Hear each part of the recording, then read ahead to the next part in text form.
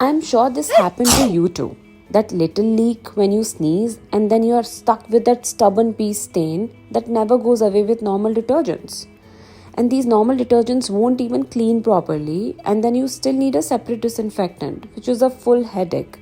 Here's what actually worked for me: UG's undergarment wash. It removes those yellow stains and disinfects at the same time.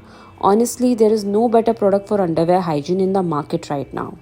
Try it once, I'm telling you, you will end up recommending it to everyone you know.